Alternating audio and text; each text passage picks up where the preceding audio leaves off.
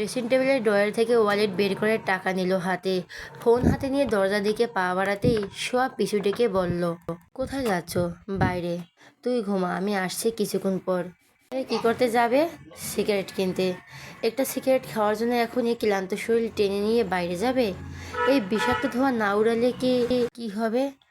এসে ঘুমাও, ভালো লাগবে। শ্রাবণ কিছু না বলে রুম থেকে বেরিয়ে গেল। সোয়া গলা ছেড়ে ডেকে বলল, ও বাবুরাব্বু, শোনো আমার কথা। শ্রাবণ ফিরে এলো রুমে। শ্রাবণের চেহারা দেখে বোঝা যাচ্ছে সে ভীষণ বিরক্ত বোধ করছে। তিরিক্ষি মেজাজ নিয়ে বলল, বল কি বলবি? কিছু আনা লাগবে? এখানে আসো, দেখো বাবু কিভাবে নড়ছে। শ্রাবণ কাছে এগিয়ে এলো। শোয়ার পেটের ওপর হাত রেখে দেখলো বাবু অনেক নড়ছে। শোয়া শোয়া থেকে উঠে বসে শ্রাবণের হাত ধরে বিছানায় বসালো। উঠলি কেন? তোর না ঘুম পেয়েছে ভীষণ? তুমি দূরে গেলে ভালো লাগে না। আসো একসঙ্গে ঘুমাই। তুই ঘুমা, আমি সিগারেট কিনে নিয়ে আসছি। সিগারেট খেতে হবে না, সিগারেট খাওয়া ছেড়ে দাও। ভাত খাওয়া ছেড়ে দিতে পারবো, কিন্তু সিগারেট খাওয়া ছাড়তে পারবো না। হাত ছেড়ে ঘুমা এখন। সোয়া শ্রাবণের কাছে এগিয়ে এসে শ্রাবণের বুকে মাথা রেখে জড়িয়ে ধরলো শক্ত করে। এভাবে ধরছিস কেন এখন? ছাড়। সোয়া ছাড়লো না, বরং শ্রাবণকে আরো শক্ত করে আঁকড়ে ধরলো।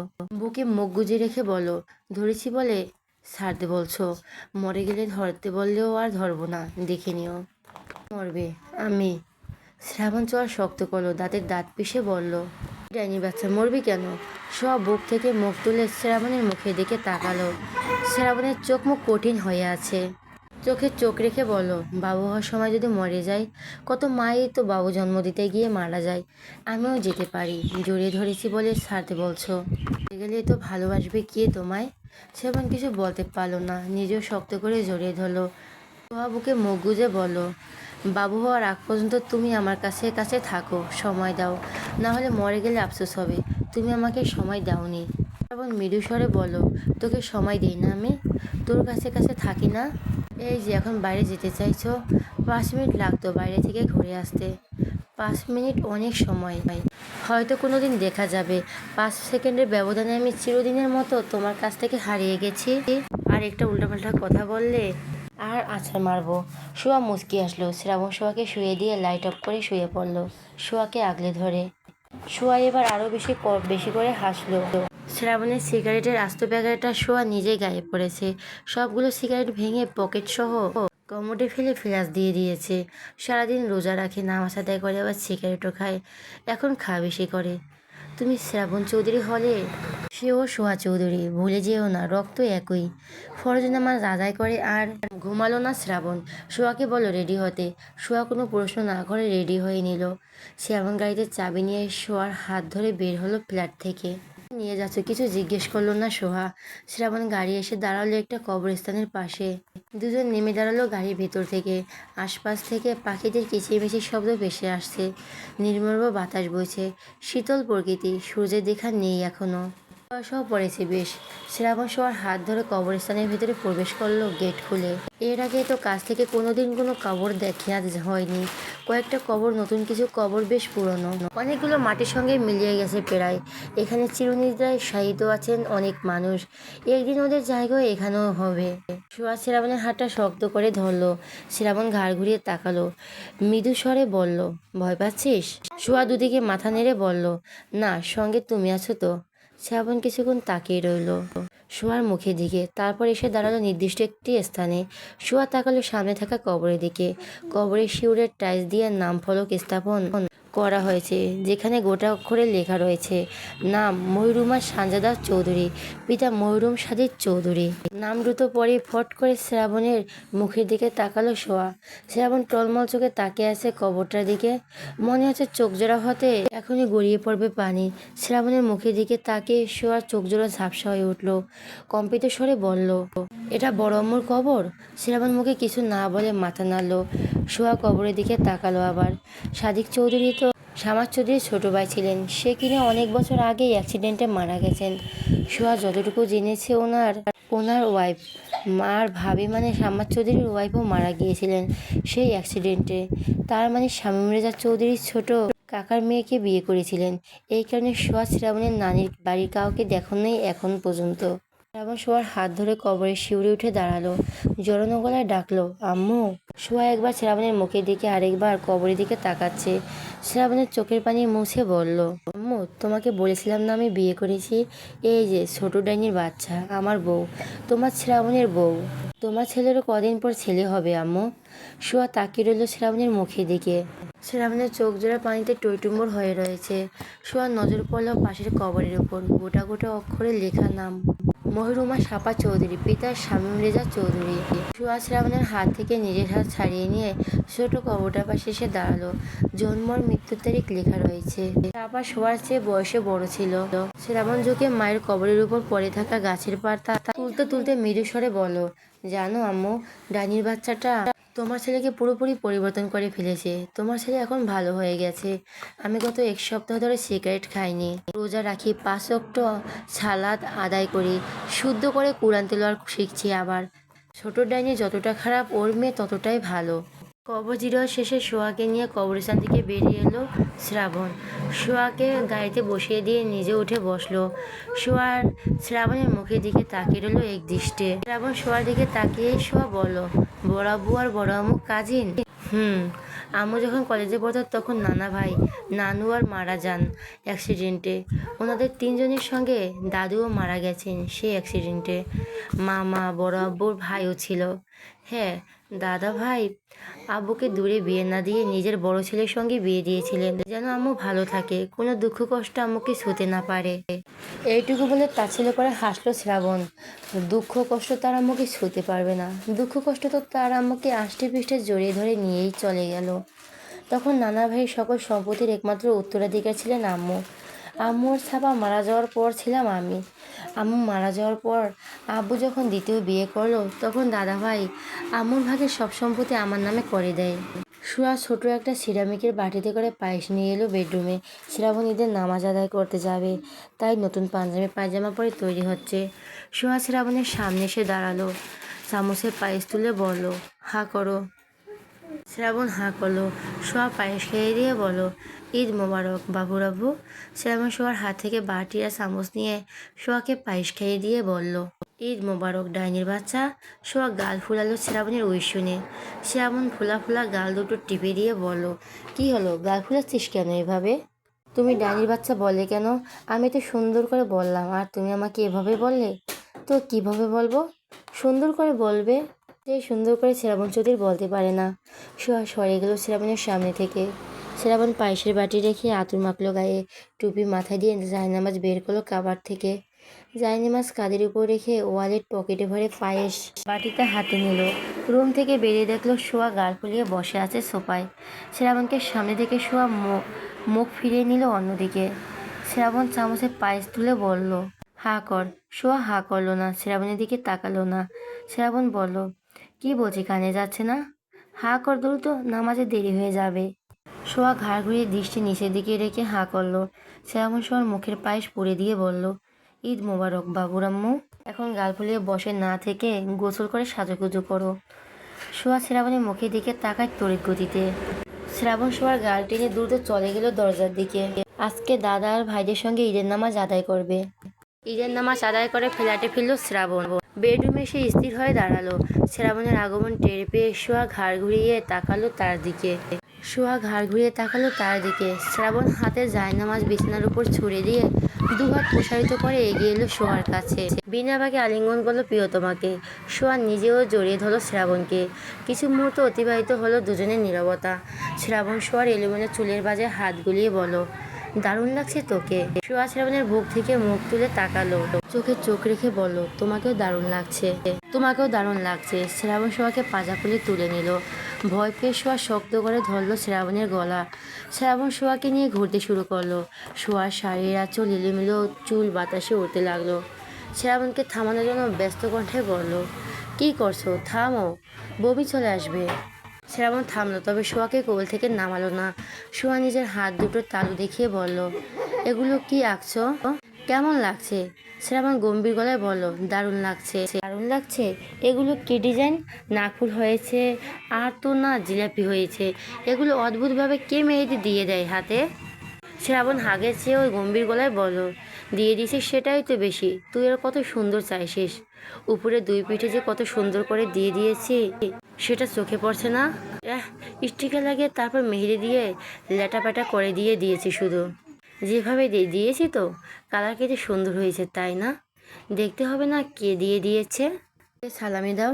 কিসের সালামি? কিসের সালামি মানে ঈদ সালামি? আজকে ঈদ না, ঈদের সালামি দেবে। এখন তাড়াতাড়ি টাকা বের করো। টাকা দিয়ে তুই কি করবি?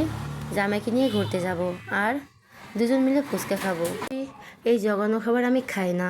কাহিনী বাদ দিয়ে সালামি দাও। টাকা নেই। কি তোমার কাছে টাকা নেই? টাকা নিয়ে কি আমি শুয়ে থাকি? ক্যাশ টাকা থাকে আমার কাছে, অল্প কিছু টাকা আছে ওয়ালেটে। যেই কয় টাকা আছে সেই কয় টাকাই দাও। টাকা না দিলে কোল থেকে নামবো না।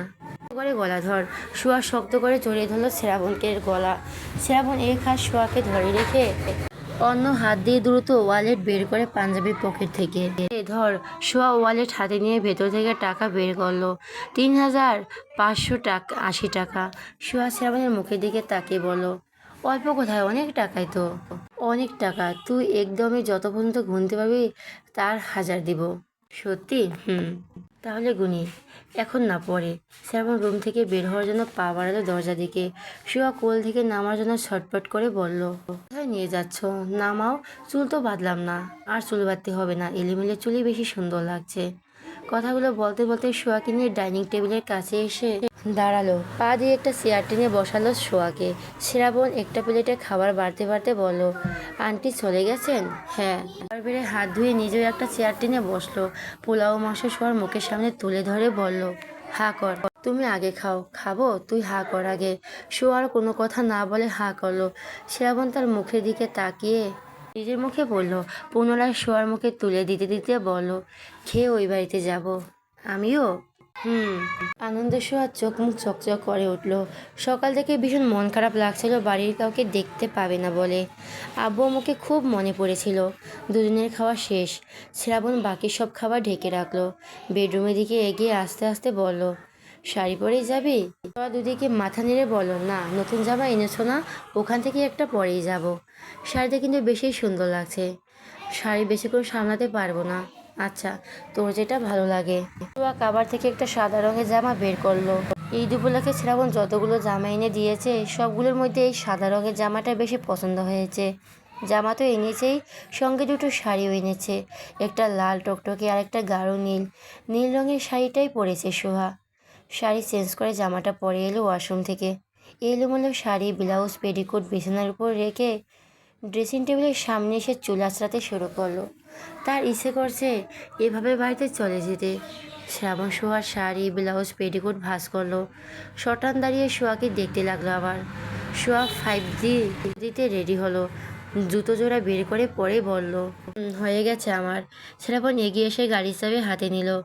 নিজেকে একবার আয়নায় দেখে নিয়ে বলল, চল। নিজের ফোনটা হাতে নিয়ে শ্রাবণের হাত ধরে এগালো দরজার দিকে। শ্রাবণের গাড়ি এসে দাঁড়ালো গেটের সামনে। শ্রাবণের গাড়ি দেখে দারোয়ান দ্রুত গেট খুলে দিল। শাহিন রেজা চৌধুরী বাড়ির বাইরে দাঁড়িয়েছিলেন। শ্রাবণের গাড়ি দেখে দ্রুত পায়ে এগিয়ে এলেন কাছে। গাড়ির দরজা খুলে ভেতর থেকে বেরিয়ে এলো দুজন। বাবাকে দেখে শোয়া খুশিতে জড়িয়ে ধরলো আব্বু ডেকে। শাহিন রেজা চৌধুরী নিজেও জড়িয়ে ধরলেন মেয়েকে।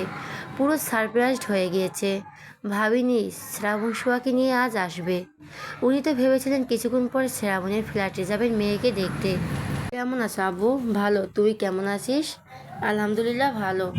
শাহিন রেজা চৌধুরী শ্রাবণের দিকে তাকিয়ে বললেন, কেমন আছে শ্রাবণ? শ্রাবণ গম্ভীর গলায় বলো, আলহামদুলিল্লাহ। ভেতরে চলো তোমরা। শ্রাবণ শোয়ার হাত ধরে ভেতরের দিকে পা বাড়ালো। দুজনের পেছন পেছন শাহিন রেজা চৌধুরী নিজেও পা বাড়ালেন।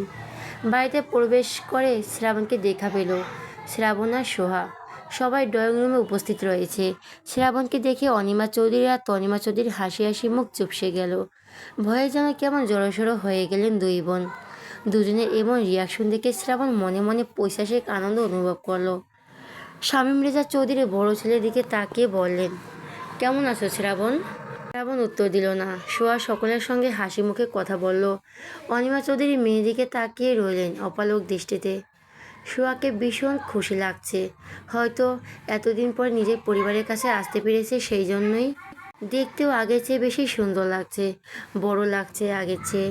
শোয়ার পরনে সাদা জামা, শ্রাবণের পরনে সাদা পাঞ্জাবি পায়জামা।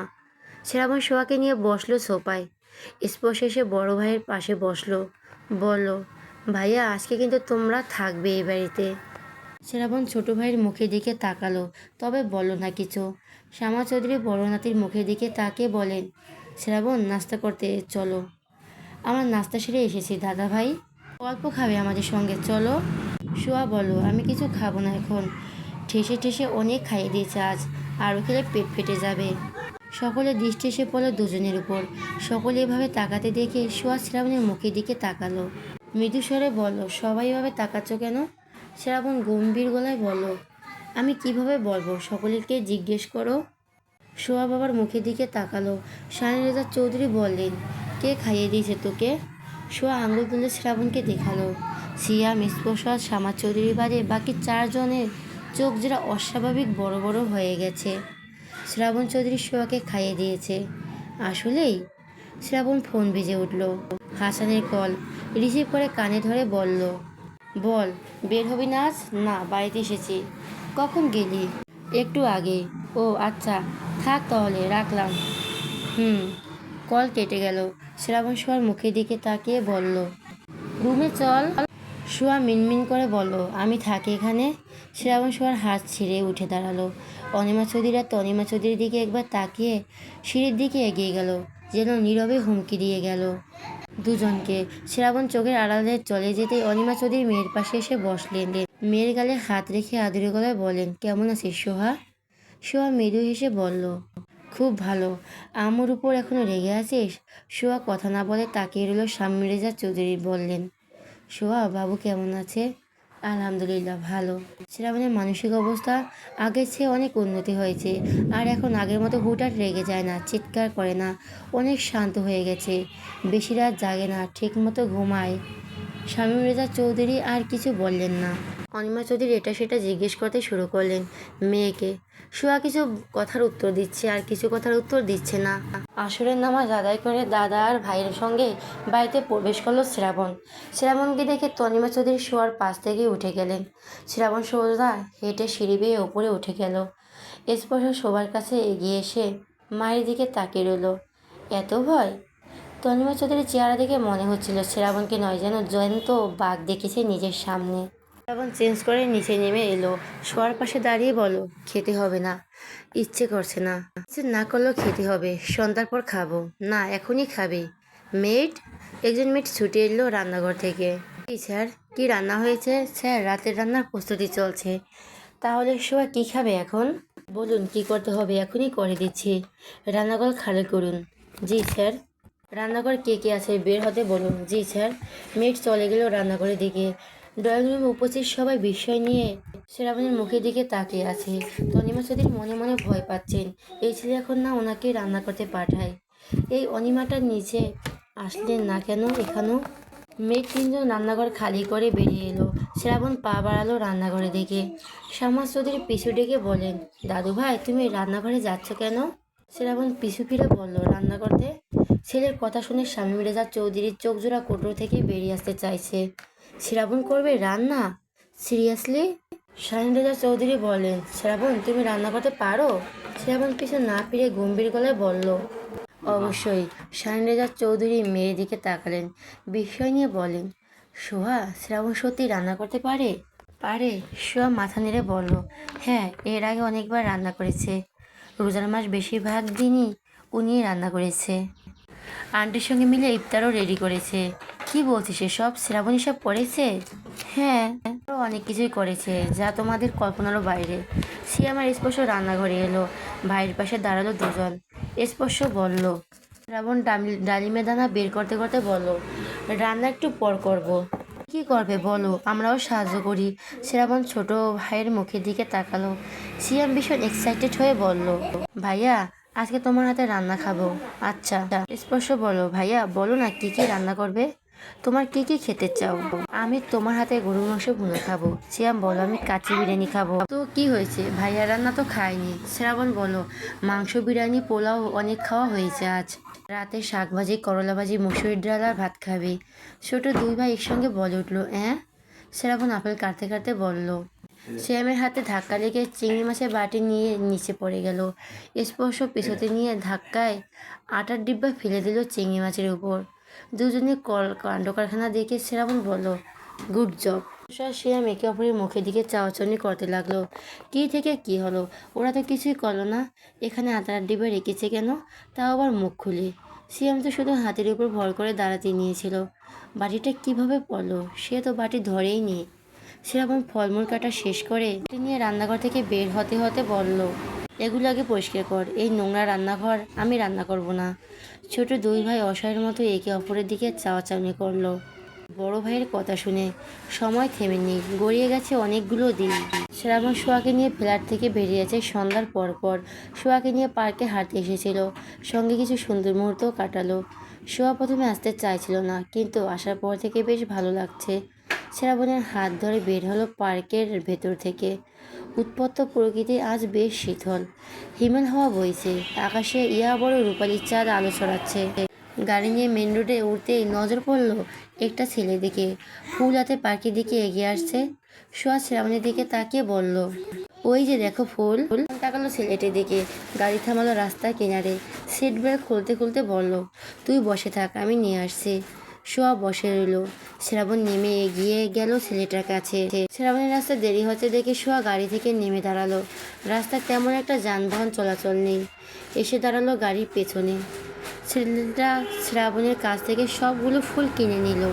ওয়ালেট থেকে টাকা বের করে দিতে কানে ভেসে এলো সোয়ার চিৎকার, শ্রাবণ! সঙ্গে সঙ্গে পিছন ফিরে তাকালো শ্রাবণ। সোয়াকে টেনে হিঁচড়ে একটা মাইক্রোবাসে তুলে নেওয়া হলো শ্রাবণের চোখের সামনেই। শ্রাবণ গগন কাকানি চিৎকার করে উঠল সোয়ার নাম ধরে। হিংস্র চিতার ন্যায় ছুটে এলো গাড়িটার দিকে। ততক্ষণে গাড়ি ছুটে চলছে দ্রুত গতিতে। শ্রাবণ হুঁশ জ্ঞান হারিয়ে সোয়ার নাম ধরে চিৎকার করতে করতে গাড়ির পেছন ছুটলো, তবে নাগাল পেল না। মুহূর্তে অনেকটা দূরে চলে গেছে গাড়িটা। দেরি না করে আবার দৌড়ে এলো নিজের গাড়ির কাছে। দ্রুত উঠে বসে স্টার্ট দিয়ে ছুড়ল মাইক্রোবাসের পেছনে। মাইক্রোবাসটা দৃষ্টির আড়াল চলে যেতে ইতিমধ্যেই। কারা ওরা? তার সোয়াকে কেন ধরে নিয়ে গেল?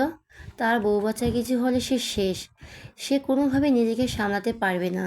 দিশেহারা হয়ে কতক্ষণ কতটা পথ চলে এলো শ্রাবণ জানে না। গাড়ি থামালো রাস্তার মাঝখানে। ঘাড় ঘুরিয়ে এদিক ওদিক তাকালো। কোথায় চলে এলো? আশেপাশে একদম নির্জন গুলশান। তার গাড়ির হেডলাইট আলো ছাড়া আর কোনো আলোই নেই। ভুল রাস্তায় চলে এলো? সোহাগে কোন দিকে নিয়ে গেছে? উদ্ভ্রান্তের ন্যায় গাড়ির ভেতর থেকে বেরিয়ে এলো। গলা ফাটিয়ে সোহার নাম ধরে ডাকতে ডাকতে মাঝ রাস্তায় বসে পড়লো হাঁটু মুড়ে। তার সোহাগে কেন ধরে নিয়ে গেল? কোথায় নিয়ে গেল? সোয়া নিশ্চয়ই অনেক ভয় পাচ্ছে। বাবুর যদি কিছু হয়ে যায়? শ্রাবণের মনে হচ্ছে তার পুরো দুনিয়ায় কেউ ছিনিয়ে নিয়ে গেছে। হ্যাঁ, পুরো দুনিয়াই তো। তার বউ বাচ্চাই তো তার পুরো দুনিয়া। আকাশের দিকে তাকিয়ে চিৎকার করে বলে উঠল, আল্লাহ, তুমি কেন বারবার আমার সঙ্গে এমন করো? কেন আমার জীবন থেকে সবাইকে কেড়ে নাও? এভাবে বারবার আমাকে নিঃস্ব না করে, এভাবে বারবার নিঃস্ব করে না আমাকে। আমাকে নিয়ে গেলেই তো পারো। ও আল্লাহ, আল্লাহ, আমার সোয়াকে সুস্থভাবে ফিরিয়ে দাও আমার কাছে। পুরো দুনিয়া না জানুক, তুমি তো জানো আমি ও আমার কাছে কি। কোথায় গেলে আমরা সোয়াকে সুস্থভাবে পাবো? দিশা দেখাও আমাকে। আল্লাহ, তুমি ছাড়া আমার সাহায্য করার মতো কেউ নেই এই দুনিয়াতে। আল্লাহ, দয়া করো আমার উপরে। হে আল্লাহ, সাহায্য করো আমাকে। আমার সোয়াকে সুস্থ অবস্থায় ফিরিয়ে দাও আমার কাছে। নিশ্চুপ হয়ে তাকিয়ে রইল অন্ধকার আকাশটার দিকে। টিপ টিপ করে অসংখ্য তারা জ্বলছে। তাড়াহুড়া করে রাস্তা থেকে উঠে গাড়ির ভেতর থেকে নিজের ফোন বের করে হাসানের ফোনে কল করলো। এই মুহূর্তে হাসান ছাড়া আর কারো কাছটা স্মরণ হচ্ছে না যে তাকে সাহায্য করতে পারবে। কল রিসিভ হতেই হাসান নাম ধরে ডেকে কেঁদে উঠল শ্রাবণ। ওপাশ থেকে ভেসে এলো হাসানের উদ্বিগ্ন গলার স্বর, শ্রাবণ, কি হয়েছে? কাঁদছিস কেন ভাই? হাসান, কারা যেন আমার সোয়াকে ধরে নিয়ে গেছে। কি বলছিস এসব? কোথা থেকে ধরে নিয়ে গেল? কখন নিল?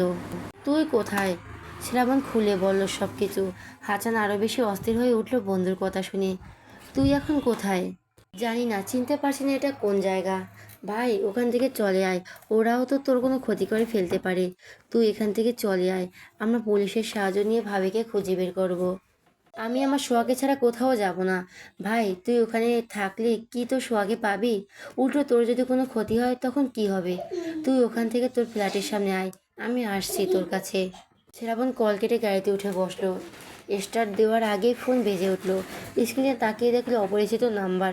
রিসিভ না করে গাড়ি স্টার্ট দিল দ্রুত। রিং বাজতে বাজতে কল কেটে গেল একবার। দ্বিতীয়বার রিং বেজে উঠতে রিসিভ করে কানে ধরলো। শ্রাবণ কিছু বলার আগে ওপাশ থেকে বেশি এলো ভারী গম্ভীর পুরুষলিয়া গলার স্বর।